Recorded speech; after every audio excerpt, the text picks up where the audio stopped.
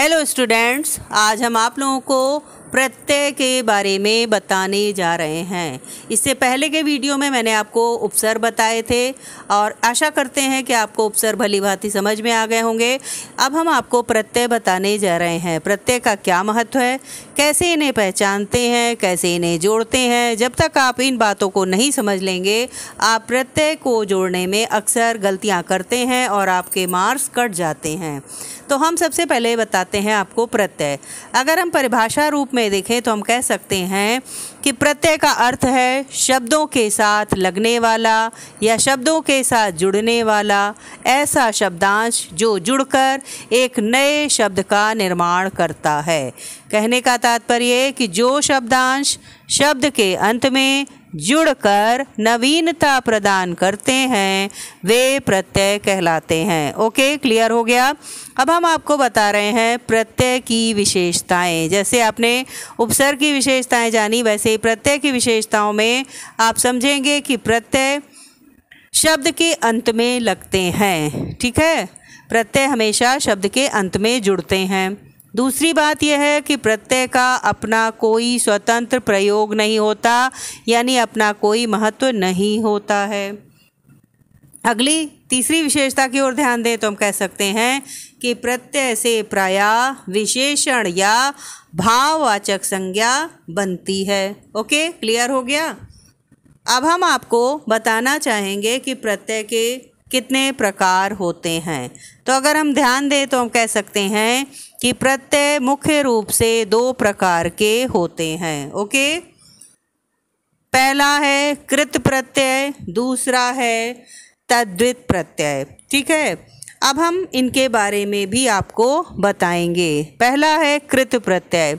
इसके बारे में अगर हम कहें तो हम कह सकते हैं कि जो धातु पदों के प्रयोग से जिन नए शब्दों का निर्माण होता है उन्हें कृदंत प्रत्यय कहते हैं।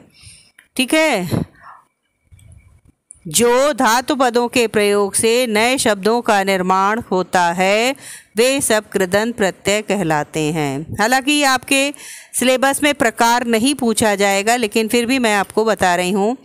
और तद्धित प्रत्यय क्या होते हैं? जो प्रत्यय धातुओं को छोड़कर अन्य सभी शब्दों, संज्ञा, सर्वनाम, विशेषण आदि के अंत में जोड़े जाते हैं वे तद्धित प्रत्यय कहलाते हैं।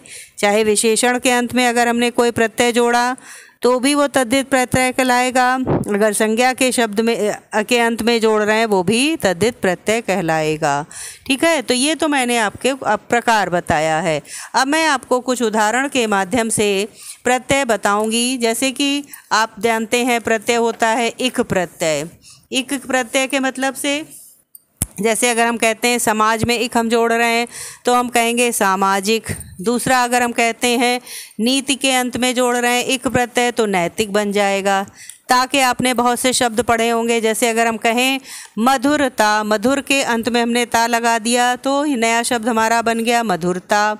ठीक है, उसी तरह से अगर हम कहते हैं सुंदर के अंत में लगा दिया था तो सुंदरता। इसी तरह से ई प्रत्यय होता है। ई प्रत्यय में जैसे हमने कहा वंदन, वंदन से वंदनीय हो गया, या शोभन से शोभनीय हो गया। उसी तरह से हट प्रत्यय होता है। जैसे घबरा में घबराना शब्द से जुड़ा है घबराहट, चिकनाहट।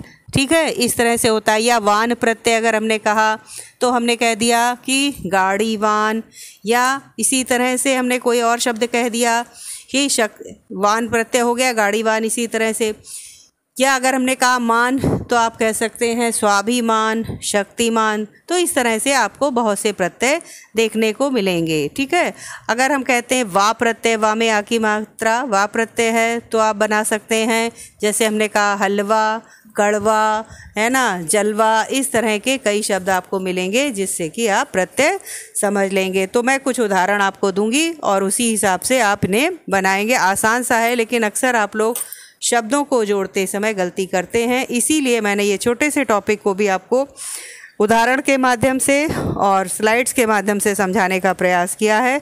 आशा करती हूँ कि आप अन्य उदाहरण के माध्यम से भी प्रत्यय भली भांति समझ गए होंगे। Okay students, thank you.